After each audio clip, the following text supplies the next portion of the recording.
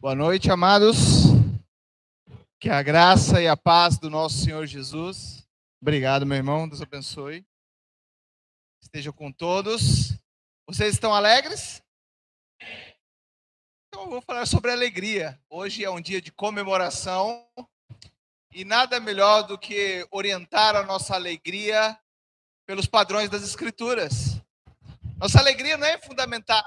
Alegria não é um mero sentimento que depende de circunstâncias. Nós comemoramos em momentos como esses, mas em Cristo nós aprendemos a essência da verdadeira alegria.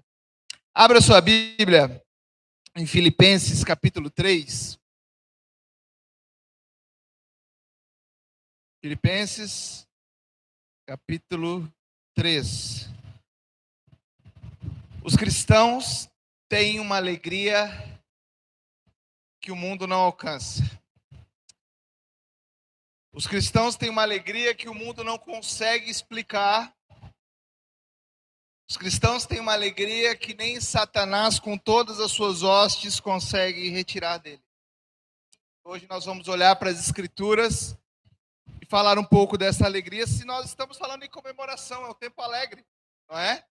E quero aqui, em nome da Igreja Cristã Evangélica de Crateús, parabenizar esta igreja. Que o Senhor Deus continue sendo gracioso com vocês.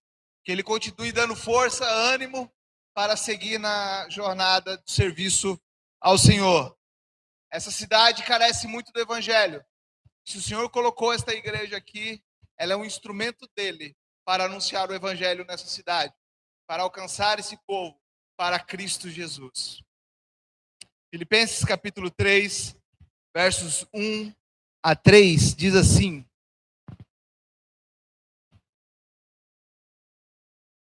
Filipenses 3, de 1 a 3, diz assim: Quanto ao mais, irmãos meus, alegrai-vos no Senhor. A mim não me desgosta, e é segurança para vós outros, que eu escreva as mesmas coisas. Acautelai-vos dos cães, acautelai-vos dos maus obreiros, acautelai-vos da falsa circuncisão. Porque nós é que somos a circuncisão, nós que adoramos a Deus no Espírito, e nos gloriamos em Cristo Jesus, e não confiamos na carne. Vamos orar mais uma vez? Senhor nosso Deus, muito obrigado, Pai, pela Tua palavra, que ela vem de encontro aos nossos corações, que o Teu Santo Espírito nos dê a iluminação necessária para entender esse texto sagrado, e para aplicá-lo em nossas vidas. Nós te damos graças pela tua palavra, em nome de Jesus. Amém. Muitos acham que a vida cristã é enfadonha, é uma vida chata, porque é cheia de regras. Nós levamos os mais diferentes nomes: quadrado, chato, ultraconservadores. Hoje está na moda chamar os cristãos de ultraconservadores e por aí vai. Mas nada está mais longe da realidade do que dizer que o crente não é alegre, que o crente não pode ser feliz, que o crente não pode sorrir. A vida cristã, ela é repleta de uma alegria indescritível. Como alguém diria, uma alegria inenarrável. Uma alegria que esse mundo não pode experimentar, porque ultrapassa todas as coisas. E Jesus Cristo é a única fonte dessa alegria. Parte dele toda a alegria que o crente tem na sua vida. Agora, alegria é o oposto de felicidade. Não é a mesma coisa. Talvez não o oposto, mas não é a mesma coisa que felicidade. Felicidade tem uma raiz latina da mesma palavra fortuna, que também pode dar ideia de sorte. Qual é a ideia de felicidade? Quanto mais eu tenho a sorte, ou do latim fortuna, quanto mais eu tenho algo, mais feliz eu sou. Mas o contrário também é verdadeiro. Quando menos eu tenho, menos afortunado, menos feliz eu sou. Agora a alegria não é assim. A alegria, ela não se baseia nas circunstâncias da vida. a felicidade se baseia. Se as coisas vão ruins, e eu quero dizer para você que é crente, que vai acontecer coisas ruins na sua vida. Ah, pastor, o que é isso? Desse lado da eternidade, nós ainda estamos destinados a isso. Por causa do pecado que faz parte da nossa vida humana, por causa do pecado que nós praticamos, e por causa do pecado que pessoas praticam contra nós, nós vamos sofrer neste mundo. Faz parte da vida cristã. Mas essa vida é passageira. Essa vida, ela muitas vezes é até frágil. As coisas vêm e vão, a felicidade vem e vão. Como é bom de vez em quando, né? Sentar numa tarde nesse calor do Ceará, que graças a Deus o pior já passou. Eu acredito, eu creio. Os irmãos falavam para mim assim, quando eu cheguei aqui, pastor, setembro está chegando. Setembro está chegando. Graças a Deus, setembro passou e a gente superou. E de vez em quando eu ainda falo lá em casa para a Jaque, falo, Jaque, se for só isso aqui, dá para aguentar assim tranquilamente. Mas debaixo do sol, como o autor de Eclesiastes vai dizer, o sol vai nos queimar de vez em quando. Mas a verdadeira alegria, ela não depende de circunstâncias. Por isso que Paulo vai tratar várias vezes na carta de Filipenses a alegria como uma ordem, como um imperativo. Alegrem-se. Não depende. Porque a verdadeira alegria, ela é resultado de uma vida, de um relacionamento com o próprio Jesus Cristo. Você pode procurar alegria, felicidade em todos os lugares. Você pode ter momentos felizes. Você pode fazer muitas selfies lindas. Você pode ter milhões de curtidas, mas vai passar. Você vai precisar preencher o seu Instagram, o seu Facebook. Nós gostamos muito, né, de espetáculos. A Copa está aí para mostrar isso, né? É fantástico. Vai começar o jogo, a gente fica animado. Porque o ser humano gosta de espetáculos, mas os espetáculos passam. Precisa fazer de novo. Daqui a 4 anos tem mais uma Copa. Daqui a 2 anos tem uma Olimpíada. Quem gosta do espetáculo de eleição, vem uma eleição. Quem enche as suas redes sociais de fotos, vídeos e por aí vai, e gosta das curtidas, vai colocar mais ainda. Mas tudo isso passa. Inclusive o sofrimento passageiro. A alegria é algo eterno. É algo que vem do próprio Cristo Jesus. É muito interessante quando nós pensamos no oceano. Se você se aprofundar alguns quilômetros, você vai ver que lá dentro, abaixo do oceano, bem abaixo do nível do mar, pode cair uma tempestade terrível, podem vir ondas, pode acontecer o que for lá em cima. Lá embaixo é constante, temperatura constante, não importam as tempestades que estão por cima. É isso que a Bíblia quer nos ensinar, de uma alegria inspirada por Deus. Pode vir sofrimento, podem vir qualquer momento na vida, podem vir. E é interessante que os escritores bíblicos ainda vão chamar, não é? Esse curto, esse momentâneo tempo de dor não se compara. Porque há uma alegria preparada para o salvo em Cristo Jesus que nada nesse mundo compra. Hebreus vai dizer que Jesus, pela alegria que lhe estava proposta, o que ele fez? Ele suportou a cruz. A cruz não retirou de Cristo a alegria de estar em obediência a Deus. Então, meus irmãos, não importa a circunstância da vida, você pode ser verdadeiramente feliz se você for alegre no Senhor. Esses 3 versículos aqui que nós estamos lendo, Paulo traz um aviso bem severo de um perigo que estava acontecendo. A alegria daquela igreja poderia ser roubada por alguns motivos.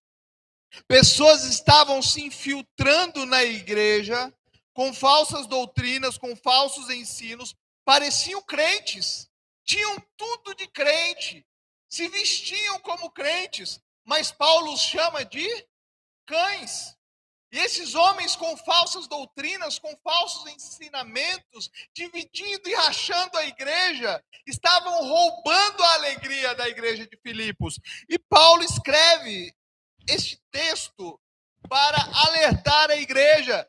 Deus quer que vocês sejam alegres, mas se vocês permitirem infiltrações na igreja, vocês vão perder essa alegria. Especificamente aqui está falando de judaizantes, crentes que se converteram, mas queriam manter as práticas do judaísmo dentro da igreja. Queriam obrigar os crentes a fazer algumas normas, algumas leis que Cristo mesmo não obrigava. Esses eram os judaizantes. E Paulo usa um tom muito emocional aqui. Ele parece que coloca muito sentimento, muita força nesse texto. Acautelai-vos, cuidado com os cães. E ele usa um termo que ele não usa na carta. Essas pessoas ele faz questão de separar, não são os irmãos que eu falei lá no primeiro capítulo, que eu estou orando por eles, que eles oram por mim e nós temos uma intimidade. Essas pessoas não são aqueles irmãos. São ladrões de alegria. Eles roubam a felicidade da igreja. Então Paulo se volta para a igreja e diz: olha, esses homens querem impor a vocês leis que vão roubar a sua alegria, mas eu quero dizer para vocês que o fundamento para vocês é Cristo Jesus. Ele é a base da sua alegria. Ele é a base da sua santificação, não são o cumprimento de rituais. E Paulo, em alguns momentos nessa carta, ele vai dizer: olhem para mim, me vejam como esse exemplo. Olhem para um bom líder e reconheçam que esses são falsos mestres.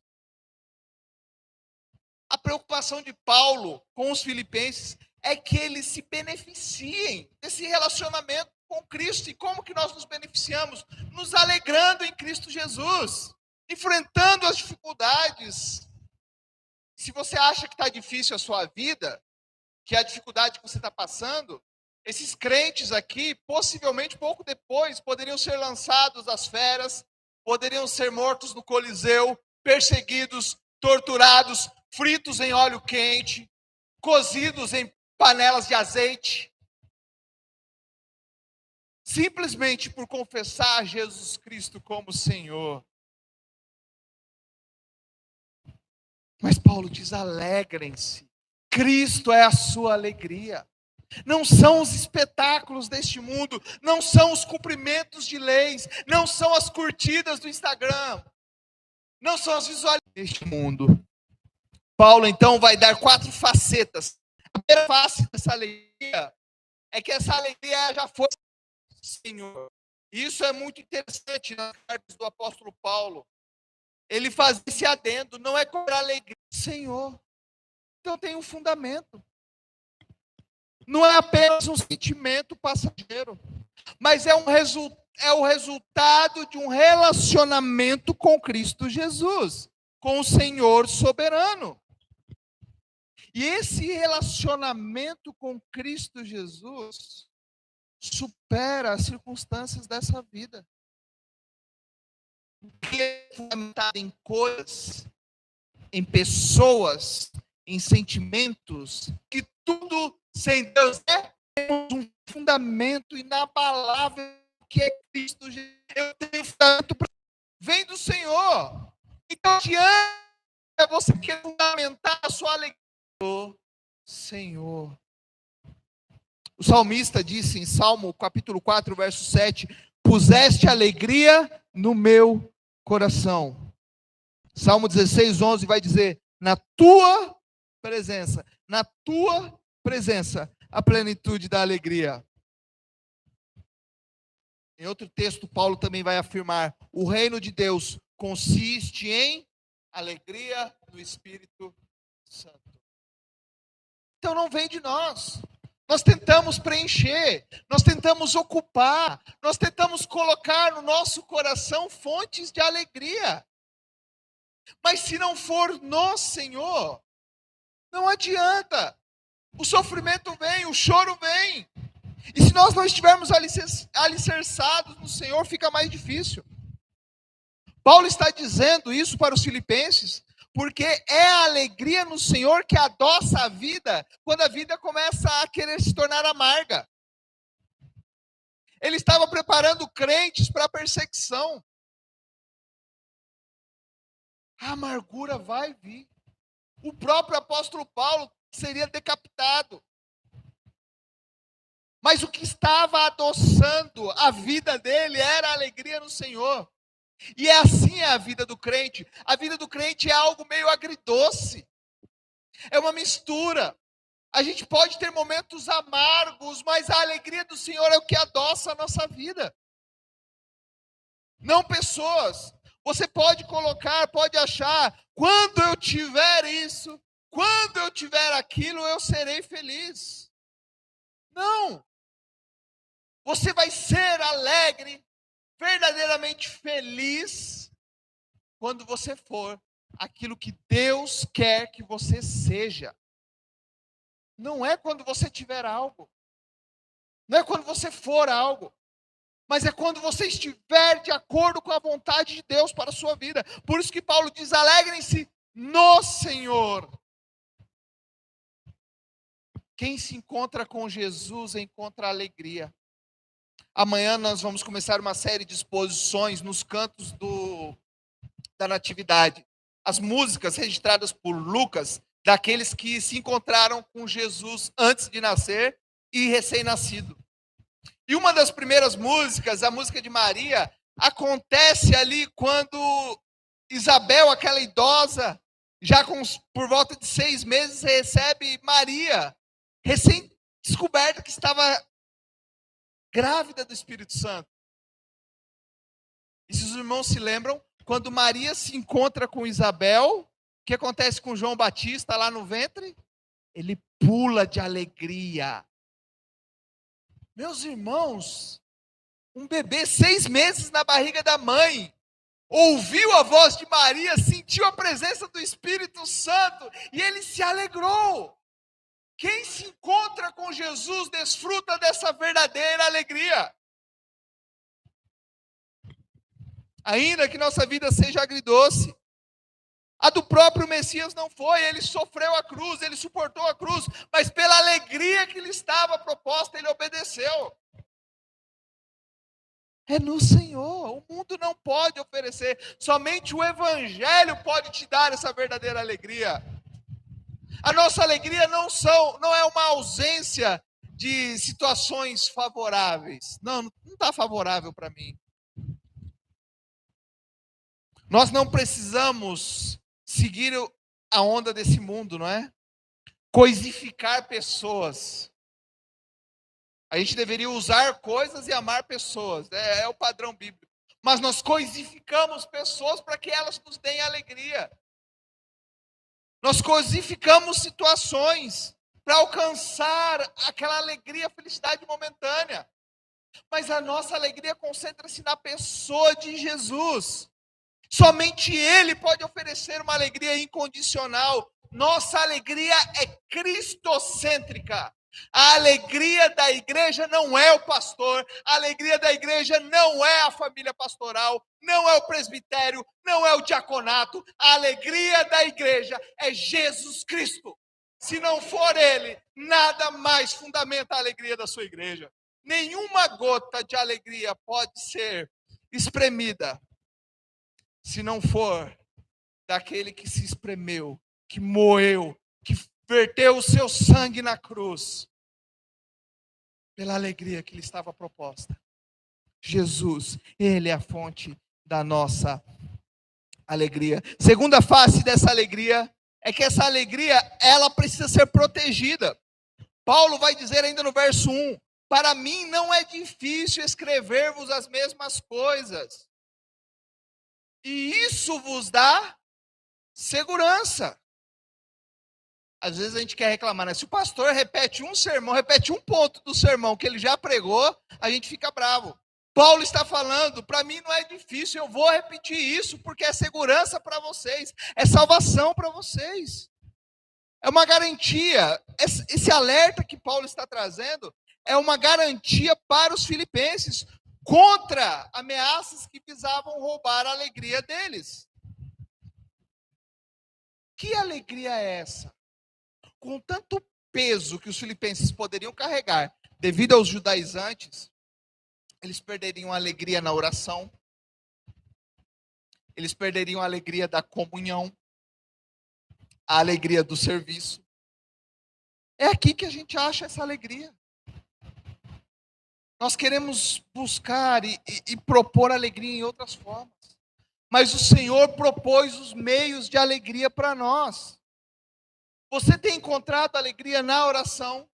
Você tem encontrado alegria no estudo da Bíblia?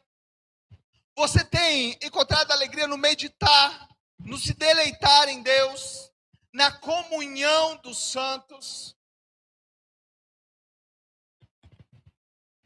É uma proteção para os filipenses.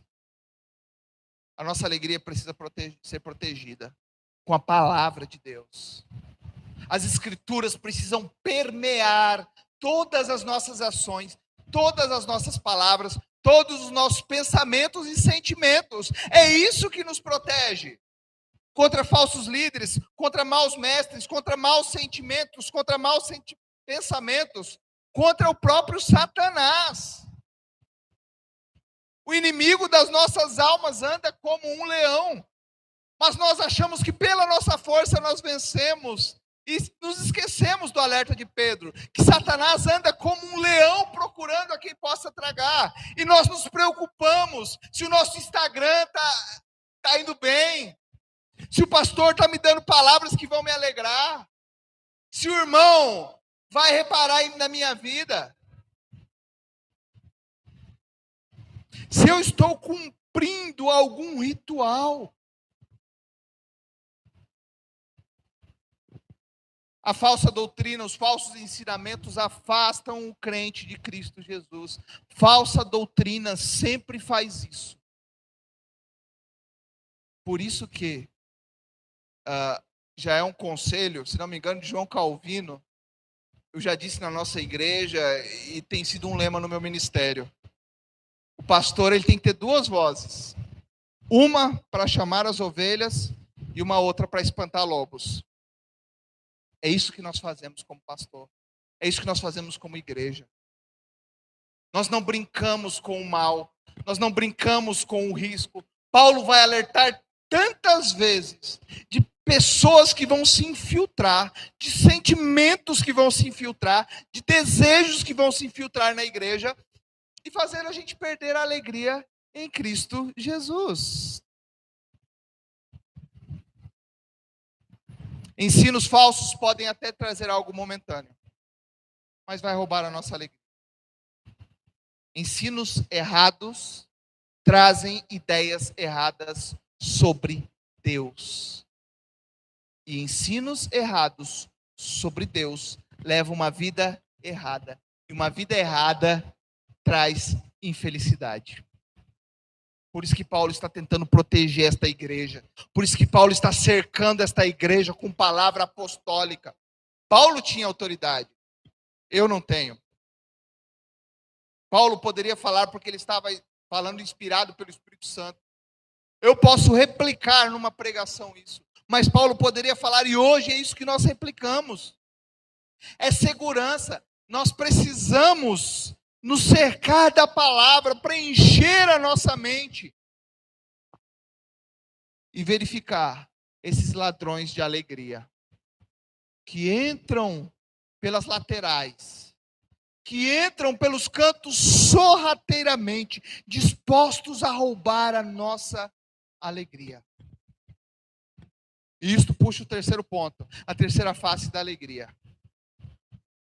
Cuidado para não contaminar sua alegria. Há uma alegria contaminada e nós devemos ter cuidado com essa alegria contaminada. No verso 2, Paulo vai repetir: acautelai-vos dos cães, acautelai-vos dos maus obreiros, acautelai-vos da falsa circuncisão. Parece um martelo batendo aqui no ouvido da igreja de Filipos. Cuidado, cuidado. Cuidado, parece golpes de martelo aqui, né? É para chamar a atenção da igreja. Cuidado. Se vocês deixarem isso passar. E a palavra cuidado, ela significa literalmente olhar. Olhe, preste atenção. Sabe quando o menino está aprontando? Ei, menino, presta atenção, olha aqui. Tem que olhar. É isso que Paulo está falando. Olhem, atentem-se, prestem atenção. Fiquem vigilantes. Tenham discernimento. E é uma coisa dura, não é? Paulo fala, cuidado com os cães. Pastor, você vai pregar sobre isso no aniversário da igreja? Sim, porque nós estamos falando de alegria. E Paulo está alertando a igreja. Vocês querem ser alegres? Tomem cuidado. Primeiro, com os cães. No primeiro século, cães não era como nós temos hoje até. Tem uns vira-latinha, né? Os caramelos, uns vira-latinha para rua que dá até para chamar. Dá para brincar. Mas nesse período, os animais eram mais animais quase selvagens.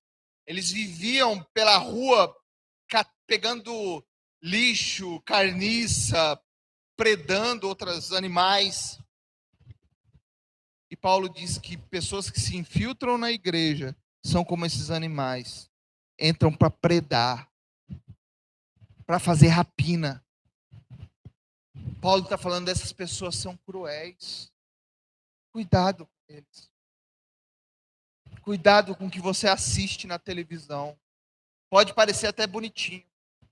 Esse dia eu estava assistindo, passando esses stories, né? Aí eu vi um rapaz, um pregador, ele chamava os crentes de lindo, lindo, lindo. Falava lindo e mandava um monte de besteira. Lindo, e dá-lhe profetado, e lindo, e vale besteira. Meus irmãos, se nós queremos ser uma igreja que se alegra, uma igreja verdadeiramente firme no Senhor, que tem motivo para se regozijar, nós temos que ter uma peneira nos nossos ouvidos. Paulo vai dizer a Timóteo, nos últimos dias, os homens vão ter comichão. A ideia que Paulo está falando, as pessoas vão sentir coceira e vão querer que você coce a orelha deles. Mas Paulo olha para Timóteo e diz, tu, porém, você não. Você não vai coçar a orelha deles. Como você tem se protegido a alegria na sua vida? Eu acho muito interessante quando Maria, ela vai recitar o seu cântico, que ficou conhecido como Magnificat. Aquele poema dela, que você vai lá encontrar em Lucas capítulo 1, é cheio de Bíblia. Ela cita Samuel, ela cita o Antigo Testamento quase todos, quase passagens de todo o Antigo Testamento. A oração dela vai ser quase semelhante também à oração de Ana. O que nós podemos entender é que Maria se enchia da palavra, e quando toda aquela emoção de estar carregando Cristo Jesus no seu ventre veio à tona, o que ela abre a boca e solta?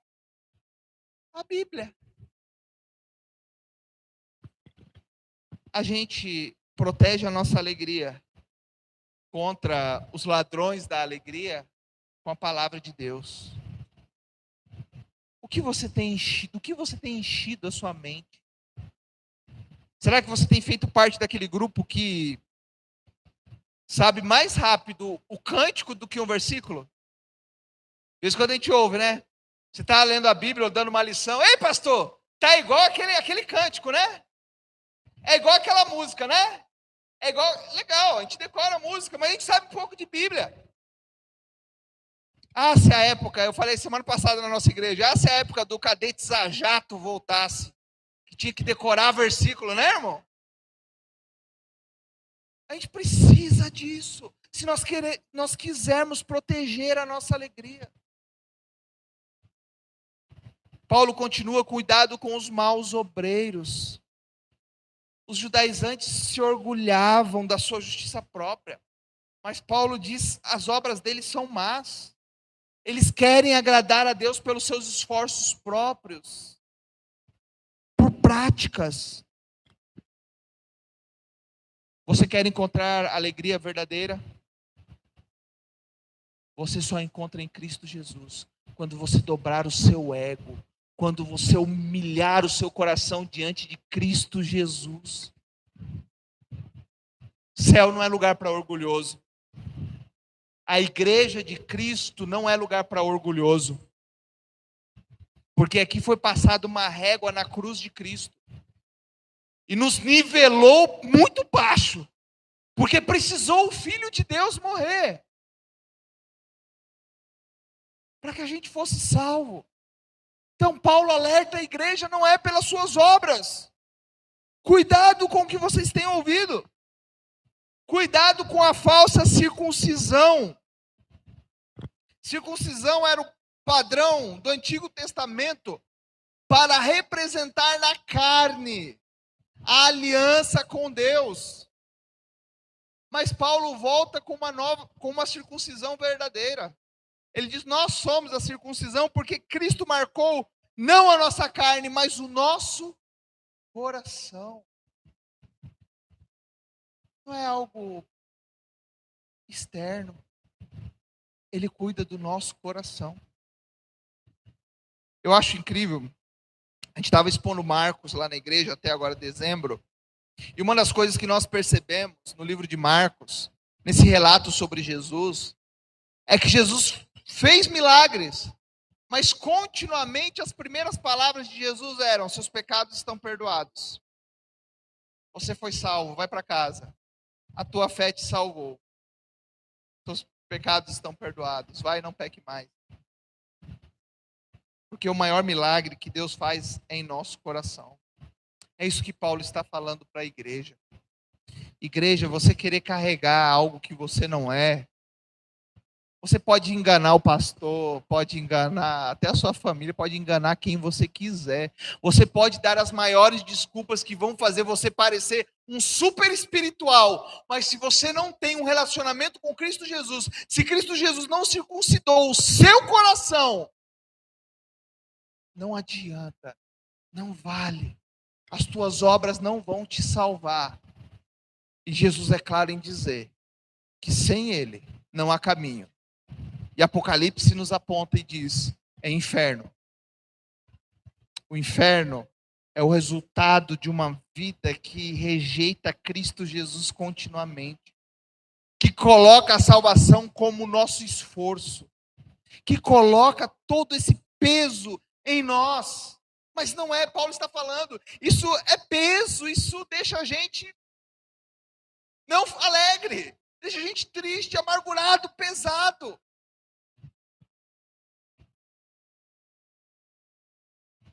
Então, Paulo, depois dessas palavras pesadas, eu concordo, ele volta para o capítulo 3 e vai dar aquilo que é o nosso quarto ponto. Uma alegria que ela é produzida. Depois de alertar a igreja, ele volta e diz, porque nós que somos a circuncisão, nós que adoramos a Deus no Espírito, e nos gloriamos em Cristo Jesus e não confiamos na carne. 4 pontos, 4 lições para a verdadeira felicidade para a igreja. Primeiro, nós é que somos a circuncisão. O verdadeiro povo de Deus que foi salvo não tem apenas um símbolo externo, mas tem o seu coração limpo por Jesus. Essa é a maior alegria que a gente pode ter. Colocar a nossa cabeça no travesseiro e dizer, os meus pecados foram perdoados em Cristo Jesus. Eu sei que existem muitas coisas que nos preocupam e vão sempre nos preocupar. Boleto chegando, doenças que vão aparecer, o desemprego. Isso, infelizmente, desse lado da eternidade vai surgir. Mas Jesus está falando, tem uma alegria que ninguém pode te dar. Que é colocar a sua cabeça no travesseiro e dizer, os meus pecados estão perdoados. Eu não sou mais condenado pelos meus pecados. Eu não sou mais escravo do pecado. E um dia eu serei livre da presença do pecado. Nós somos a circuncisão. Jesus marcou o nosso coração. Isso é motivo de alegria. Segundo ponto. Nós que adoramos a Deus no Espírito. Como é bom poder, através da ação do Espírito Santo, adorar a Ele. Jesus, e eu acho incrível, uma mulher que estava vivendo sob o peso do pecado, ela não tinha alegria. Ela teve vários maridos e o último que estava com ela não era marido dela. Era uma mulher adúltera. E Jesus dá uma lição para ela sobre adoração. João capítulo 4. Essa mulher estava com o peso da lei. Porque ela fica preocupada, mas Jesus a gente adora em Jerusalém ou aqui em Samaria? Para onde que a gente vai? O peso do pecado, o peso da lei. Mas Jesus olha com o coração amoroso para ela e diz: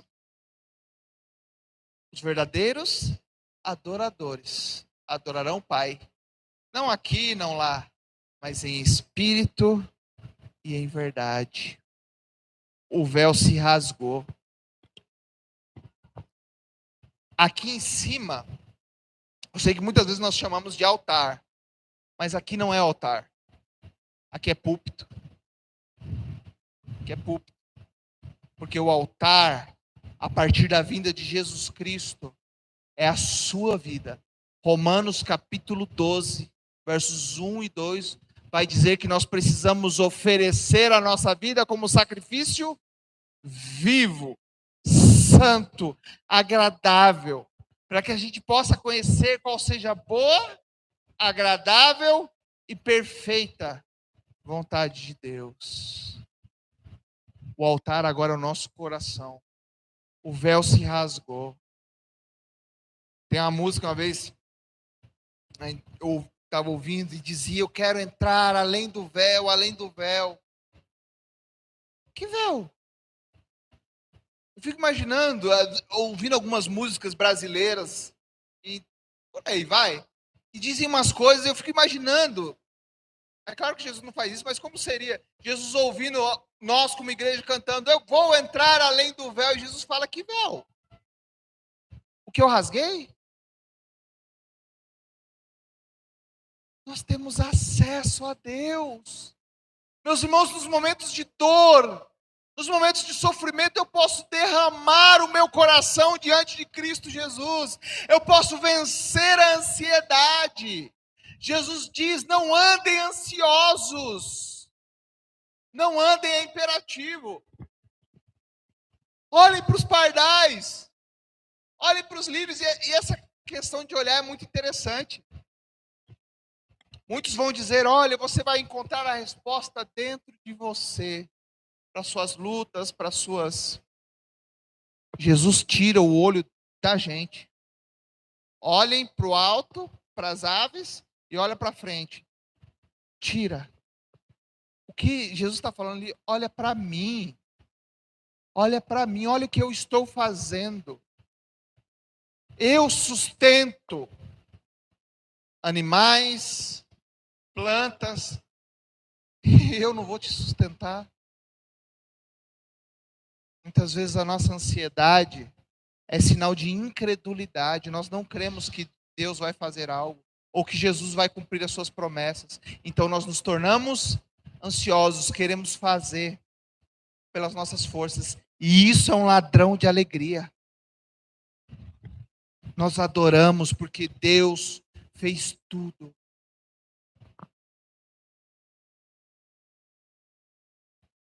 Deus falou na sua palavra tudo o que nós precisávamos.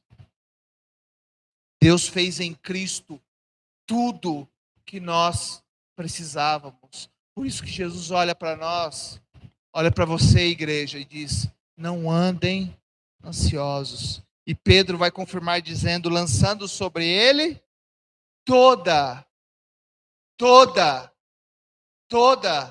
a vossa ansiedade, porque Ele tem cuidado de nós. Porque Ele tem cuidado de nós. Por fim, Paulo termina: não confiamos na carne, porque nós somos pecadores, nós somos falhos. Nada que nós possamos fazer pode agradar a Deus de nós mesmos, pode alcançar a favor de Deus. Tudo é pela graça. Ah, pastor, mas não é...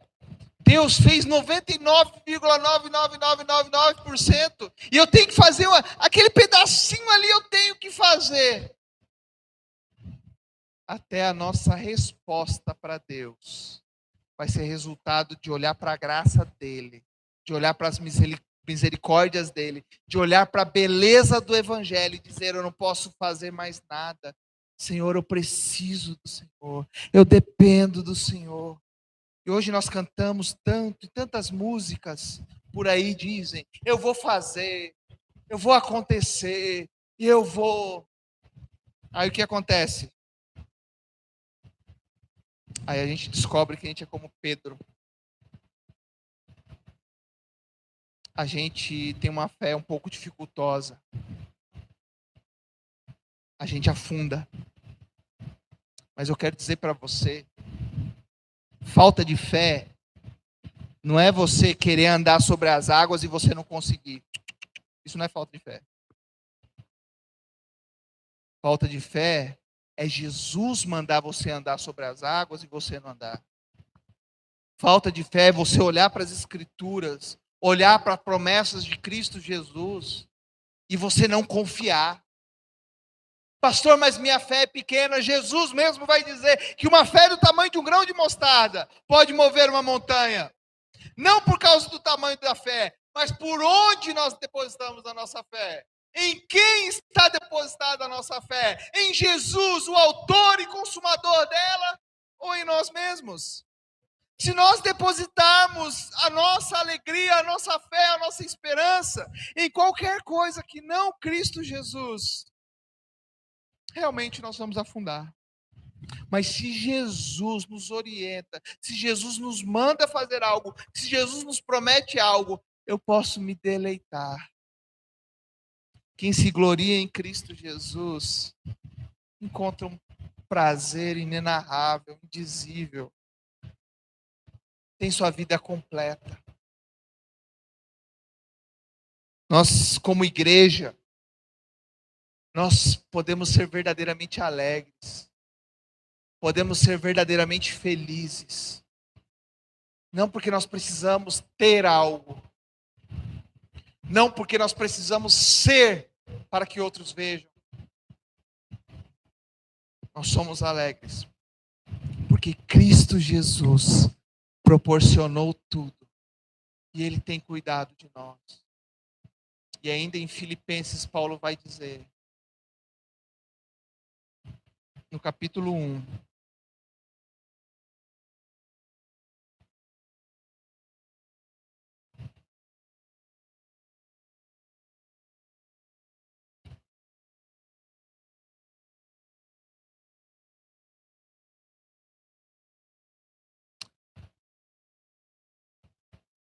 no verso 6, diz assim: eu estou plenamente certo. Olha a confiança do apóstolo Paulo. Essa aqui é nossa. Eu estou plenamente certo de que aquele que começou a boa obra em vós, ele começou a boa obra em nós, há de completá-la até o dia de Cristo Jesus. Você lembra daquele cântico? É meu, somente meu, todo o trabalho. E o teu trabalho é descansar em mim. A gente pode cantar esse cântico? É meu, somente meu, todo o trabalho. E o meu trabalho é descansar.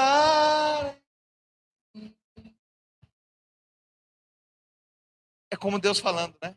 É meu, somente meu, todo o trabalho.